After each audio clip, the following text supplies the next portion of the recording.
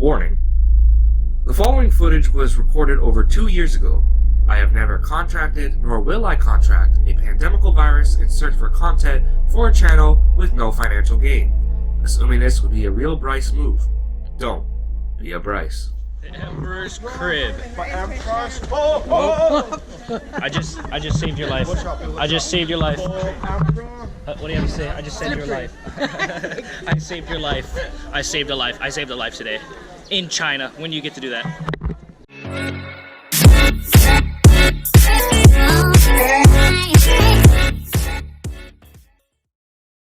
What's going on, everybody? Is day number 2.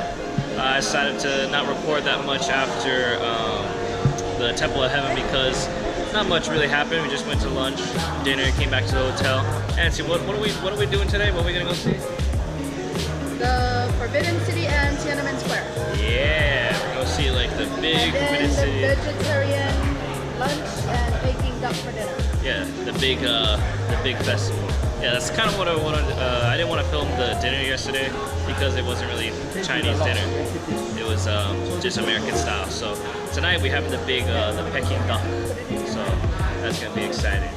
But yeah, we gonna go see some pretty cool sights today. So stay tuned. Yeah, stay tuned.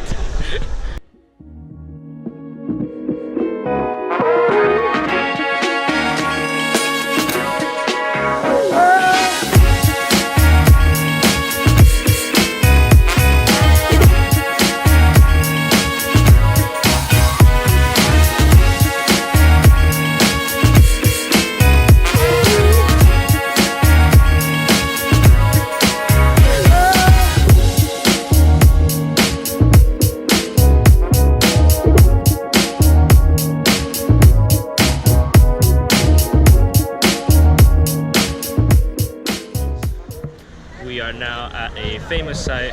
Where are we at, Uncle? Where are we at? Tiananmen Square. Tiananmen Square. Yeah. So Tiananmen Square, like my uncle was just saying, is like one of the biggest public meeting places in the world. It's just like a big square, yeah. And so one of their past leaders, Chairman Mao, was his name. They used to do his public speakings there. So like that's why it's so famous. Two young girls were being searched. Tiananmen Square massacre. Oh.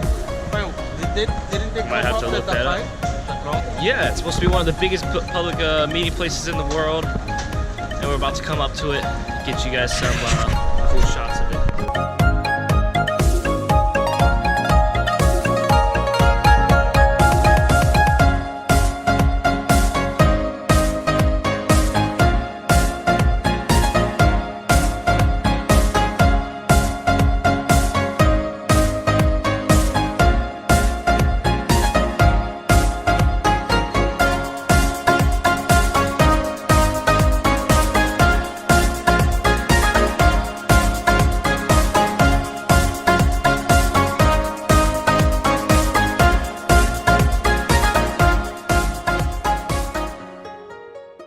So this is Tiananmen Square, one of the biggest public meeting places in the world, probably the biggest public meeting places in the world.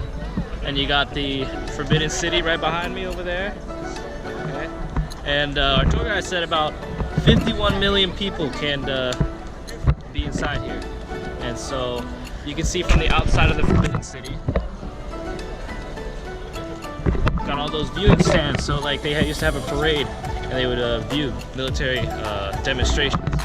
But damn, look how big this place is.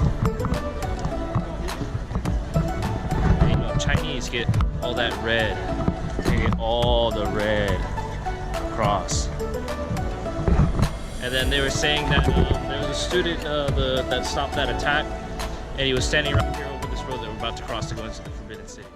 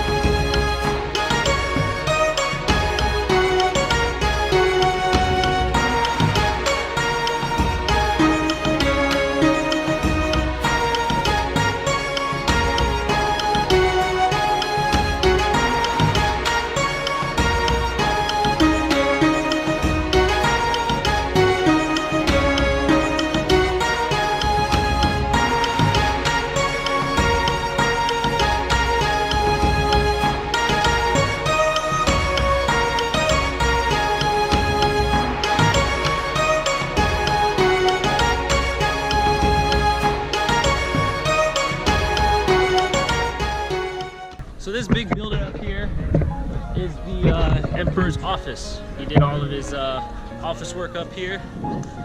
Damn, if I had an office like this. It's a pretty damn big office just for him. And he had all this to look at, man. This whole view. Working from this view every single day. Dream job right there, dream job. And here we are in the middle of the Forbidden City. This place is freaking huge. It's unbelievably just huge. So we were just at Tiananmen Square, and the Forbidden City is about 2 times bigger than that place. And you can see, I mean, the video doesn't give it justice, pictures don't give it justice. This place is absolutely enormous. There's no reason, there's a reason why it's called a city. Okay, this place is freaking huge. So I had to come through 3 gates that way, and this thing keeps going for like another 4. Okay, and we're only allowed 1 more or 2 more like pews in, and then we're not allowed any more than that, because that's where like the main emperor like was in his bedroom and stuff like that. But yeah, this place is absolutely enormous. It's just, it's crazy how you can stand in the middle of history and just have your breath taken away by it. And what I mean by like standing in history, like I'm literally standing on history. Like these are the original grounds. Like it was built, this place was built back in 1420, another 1420, and like it's still, a lot of this is still here. The only new additions, like our tour guide was saying, is like we repainted that 2008 just because the Olympics, and then you can see the difference from that side. That's original, it's all faded. And they're also like redoing the ground over here, but it's also to show tourists like the differences, like original and then all new cementing. But just to see this place in person, just to see it in person and be able to appreciate it for what it is, it's breathtaking. It's more than seeing it in a book, reading about it, seeing it on a TV screen. I'm standing in history, and I just can't believe it. It's breathtaking. So now we're on the inner courtyard. What are we gonna go check out, right? The Emperor's crib. The Emperor's crib. So we got the living quarters.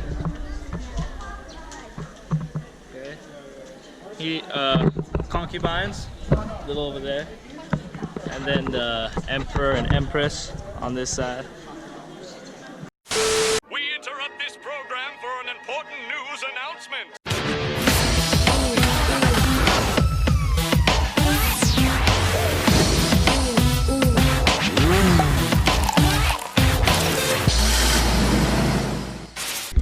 Welcome to our next MTV Cribs spot. We have been here in China and Beijing. MTV Cribs, we got the Emperor's Palace, we got the Emperor's Palace, we got the concubines, everything, man. Everybody here, we got everything that you want. Look at this pristine building structures. Look at that. Look at that. You do not get that craftsmanship anywhere else, man.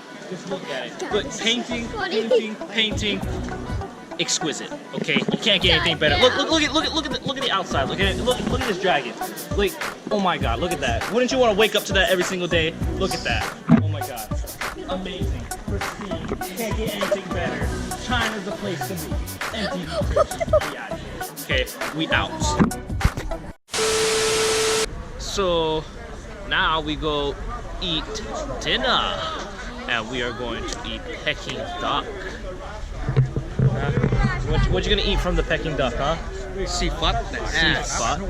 The ass. He likes the ass. He likes eating ass. Nasty. Very good.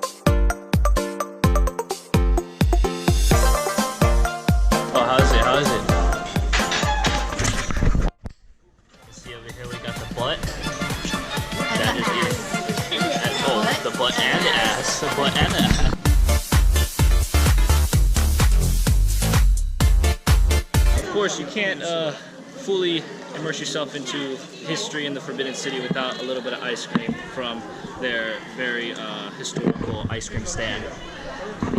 Yep. Pretty good.